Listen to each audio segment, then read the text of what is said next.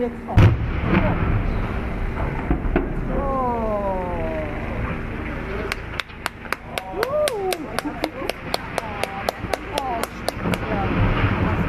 Bumm.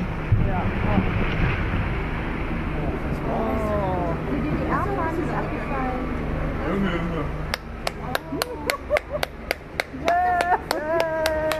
Was ist nochmal? Nochmal bitte. Nochmal? Die haben wirklich nur, die haben nur die eine Seite sprengt, dass der umkippt noch da. Genau. Ah, ja. Ja, richtig viel Produkte. Oh, super.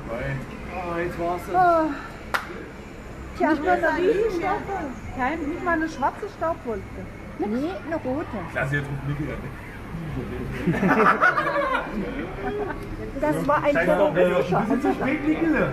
Unter dem Motto ab. Vorbei. Es ist schon vorbei. Jetzt ist das war ein hysterischer Ausflug. Den kennen wir nicht mehr. Warte mal. Ich hab das Er wird genug Pulver, hat man das auch hingekriegt.